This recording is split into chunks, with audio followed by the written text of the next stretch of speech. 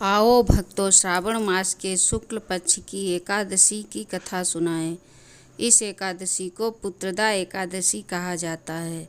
कथा अच्छी लगे तो चैनल को सब्सक्राइब करें, शेयर करें, बेल आइकन प्रेस करें, कमेंट में ओम नमो भगवते वासुदेवाय जरूर लिखें।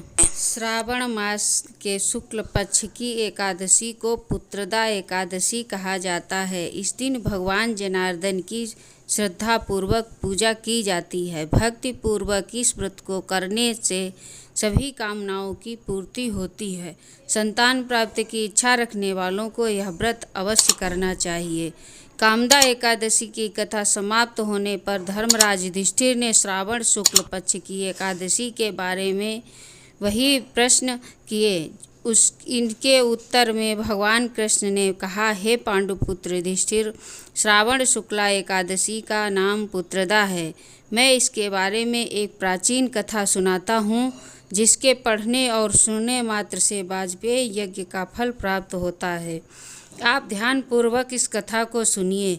द्वापर युग के प्रारंभ में महिष्मती नगरी में महीजित नाम का एक प्रतापी राजा राज्य करता था। उसका बहुत बड़ा राज्य था, परंतु कोई पुत्र न होने के कारण राजा महीजित को राज्य सुखदायक नहीं लगता था। पुत्र प्राप्ति के लिए राजा ने अनेक दान पुण्य यज्ञ हवन आदि उपाय किए, परंतु पुत्र की प्राप्ति नहीं हुई। वृद्धावस्था आती हुई देखकर राजा अपनी प्रजा के प्रतिनिधियों और विद्वान ब्राह्मणों को बुलाकर कहने लगा, हे प्रजाजनों, मैंने इस जन्म में तो कोई पाप नहीं किया। मेरे खजाने में अन्याय से उपार्जन किया हुआ धन भी नहीं है, और ना ही मैंने कभी देव मंदिरों, सद्गृहस्थों अथवा ब्राह्मणों का धन छीना है। किसी दूसरे की धरोहर भी मैंने कभी नहीं ली, और ना ही प्रजा पर अन्यायपूर्व कोई राज्य कर लगाया है। मैं प्रजा का पुत्र के समान पालन करता हूँ तथा ब्राह्मणों और सन्यासियों को भरपूर दान देता हूँ। यज्ञ न्याय की रक्षा के लिए अपराधियों को दंड देता हूँ, परंतु कभी किसी से घृणा नहीं की। सबको सम्मान से माना है। सज्जनों की सदा पूजा करता रहा हूँ। इस प्रकार धर्मयुक्त राज्य करते हुए भी मेरे पुत्र नहीं है। इस कारण मैं अत्यंत दुख पा रहा हूँ। इसका क्या कारण है? राजा महीजित की इस अवस्था के निवारण हेतु प्रजा के प्रतिनिधि तथा मंत्रीगण वन में जाकर बड़े बड़े ऋषियों और मुनियों के दर्शन करते हुए किसी विद्वान तपस्वी की तलाश में लग गए। एक आश्रम में उन्होंने एक अत्यंत वयोवृद्ध ब्राह्मण के ज्ञाता, बड़े तपस्वी, परमात्मा में मन लगाए हुए, निराहार, जितेंद्रिय, आत्मा, जित क्रोध, सनातन धर्म के गूढ़ तत्वों को जानने वाले, समस्त शास्त्रों के ज्ञाता महात्मा लोमस मुनि को देखा।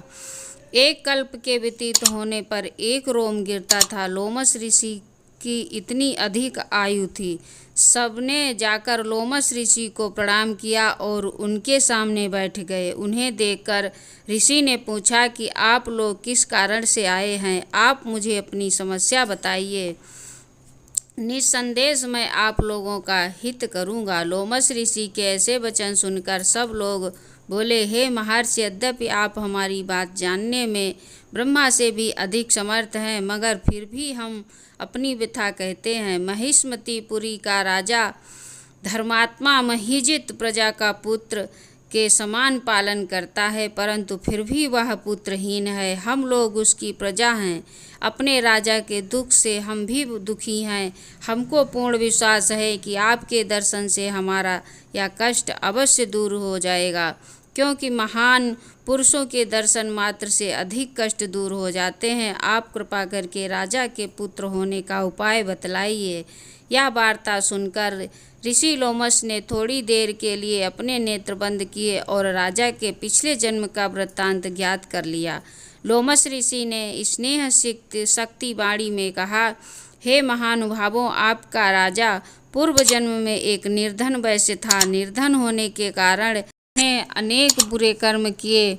वह एक गांव से दूसरे गांव व्यापार करने के लिए जाया करता था। एक समय ज्येष्ठ मास के शुक्ल पक्ष की द्वादशी के दिन मध्याह्न काल के समय, जबकि वह 2 दिन का भूखा प्यासा था, एक जलाशय पर जल पीने गया। वह स्थान पर एक तत्काल व्यायी गौ जल पी रही थी। राजा ने उस प्यासी गौ को जल पीने से हटा दिया और स्वयं जल पीने लगा।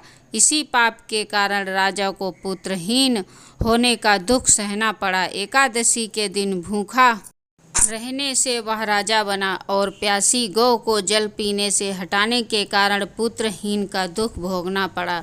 सब लोगों ने कहा, हे मुनिश्रेष्ठ, राजा के इस पाप के निवारण का कोई का उपाय होगा ही, अतः राजा का यह पाप नष्ट हो, आप ऐसा कोई उपाय बताने की कृपा करें। लोमश मुनि ने उत्तर दिया, श्रावण मास के शुक्ल पक्ष की एकादशी को पवित्रा एकादशी का व्रत और रात्रि जागरण करें तो पूर्व जन्म का यह पाप नष्ट होकर राजा को अवश्य ही पुत्र की प्राप्ति होगी।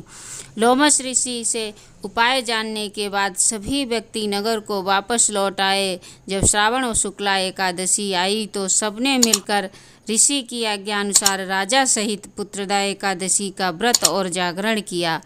इसके पश्चात द्वादशी के दिन इसके पूर्ण फल का फल राजा को दे दिया।